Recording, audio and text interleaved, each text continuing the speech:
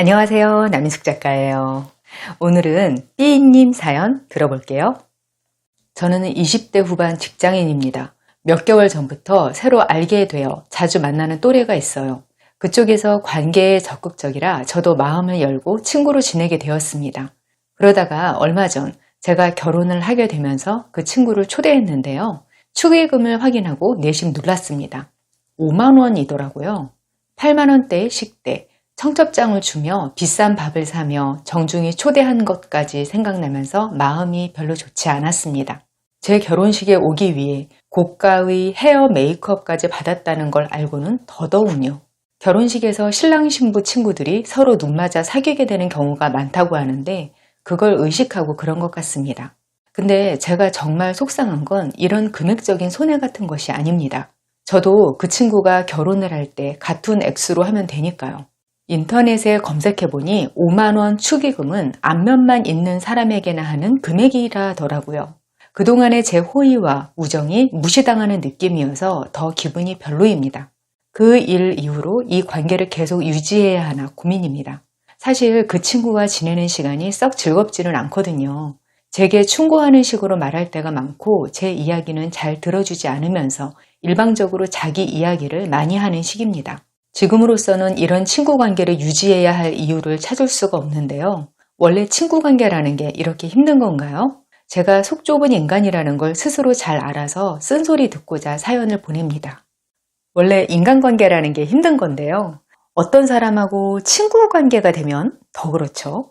가까워지는 과정에서 그 사람의 새로운 면을 발견하게 되는데 그런 점들이 그 사람한테 실망하게 하기도 하고 더 좋아하게 하기도 하고 그러죠. 근데 대체로 안 좋은 점들을 보게 되는 경우가 더 많아요. 왜냐면 우리가 누군가하고 친구가 되기로 결심하면 대개는 그 사람의 좋은 면을 보고 가까워지게 되는 거거든요.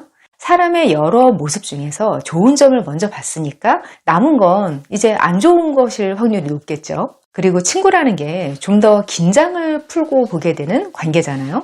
내 본성 중에서 더 좋은 것만 애써 보여주려고 하는 그런 의식적인 허리띠를 풀어놓게 된단 말이에요. 그러니까 단점을 새로 발견하게 될 가능성이 높죠. 그 단점이 나한테 그렇게 큰일이 아닐 때 그때 친구 관계가 유지되는 거예요. 지금 사연자님은 축의금 문제로 시작된 감정 때문에 힘들어하고 계시는데요. 제가 전에 이런 말을 인용한 적이 있어요. 물질이 없는 진심은 공허한 거다.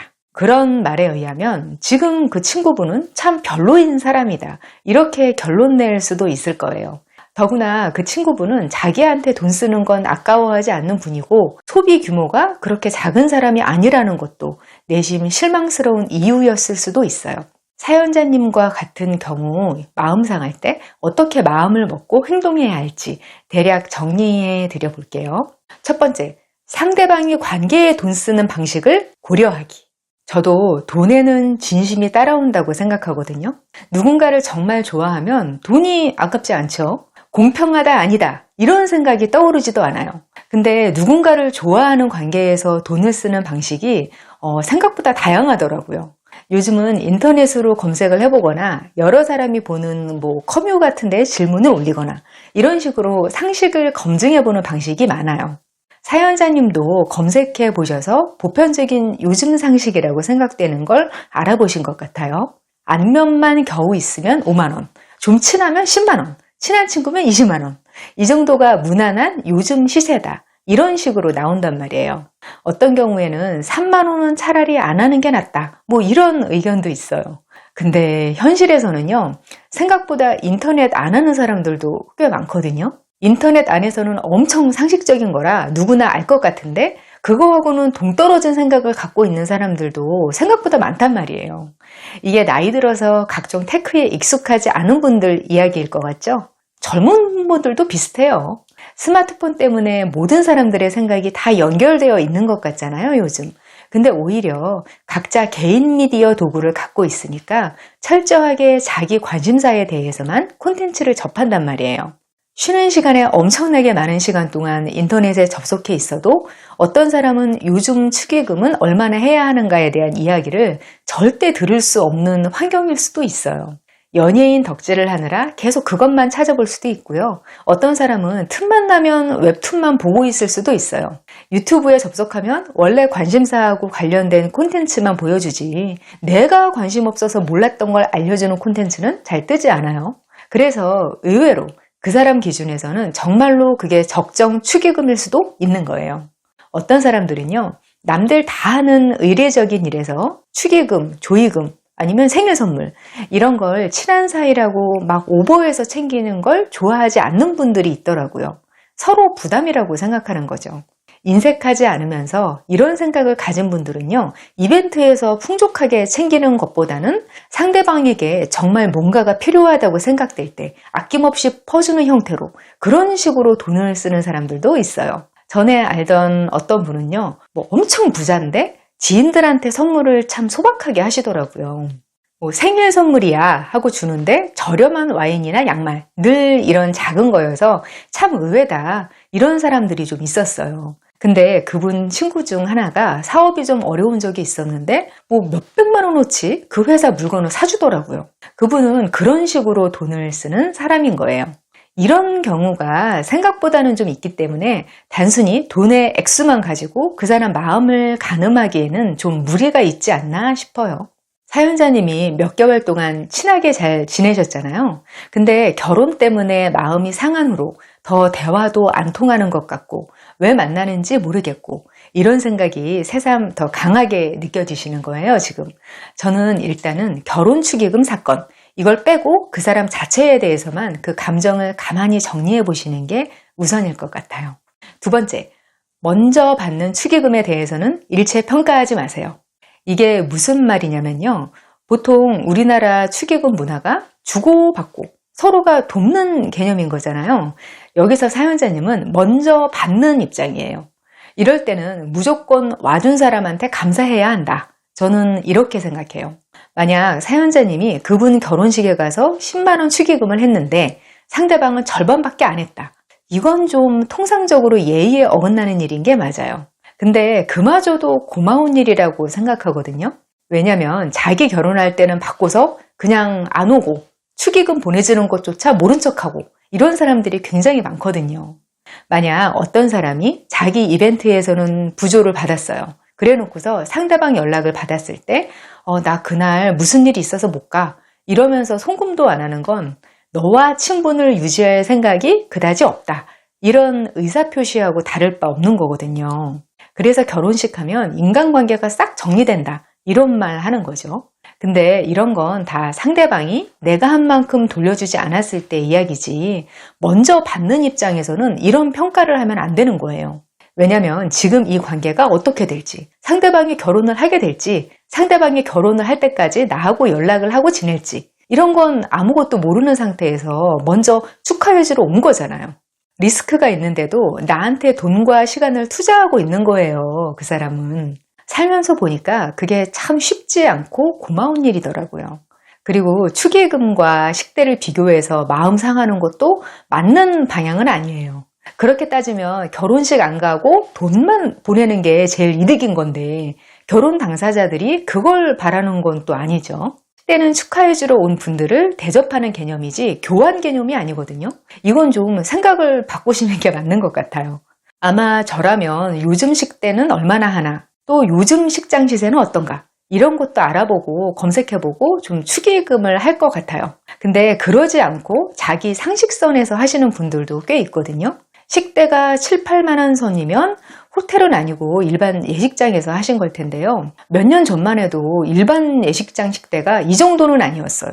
지금 여러 요인으로 예식장 비용하고 식대 같은 게 코로나 전에 비해서 50% 이상 올랐다고 하더라고요. 근데 이건 결혼 당사자가 아니면 이 정도까지인 줄 잘 몰라요.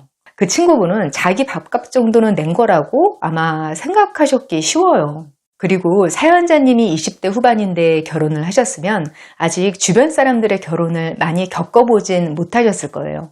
저야 뭐 나이가 있으니까 많은 결혼을 다양하게 봤을 거 아니에요. 좀 느긋하게 결혼하신 분들은 진짜로 지인들이 와준 것만으로도 너무너무 진심으로 고마워하시더라고요. 축의금 안 줘도 고맙대요. 나중에 축의금 확인하는 건 상대방한테 나중에 돌려줘야 하니까 확인하는 거고요.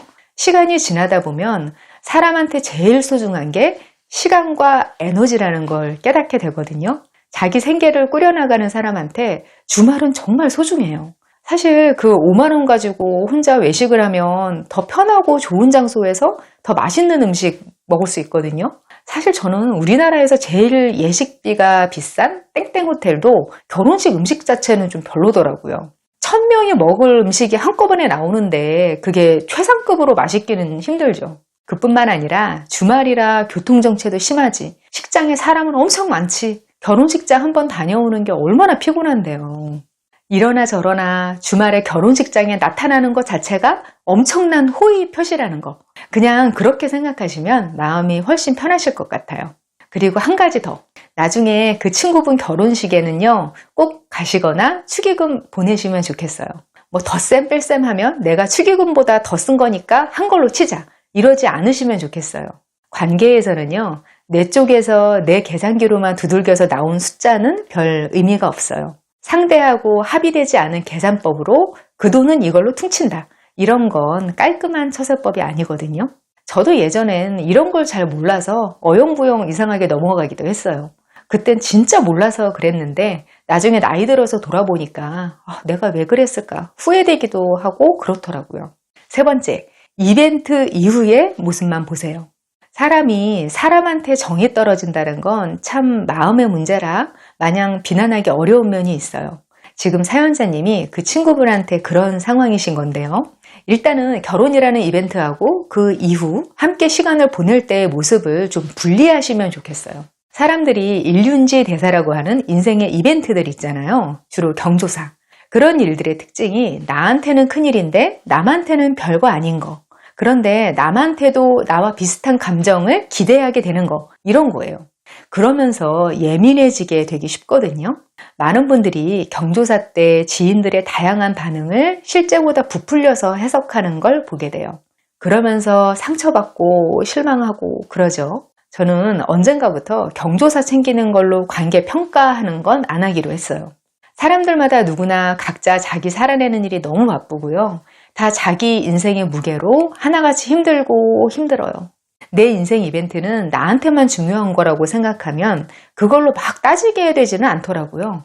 안 챙겨주면 그냥 사는 게 바쁜가 보다 하고 챙겨주면 무지하게 고맙고 그런 마음이 되죠.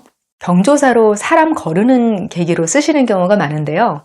저는 이런 이유 때문에 오히려 그런 게 별로인 것 같아요. 내가 가장 예민해 있을 때를 기준으로 관계를 정의하는 게 맞는 건가 싶은 거죠.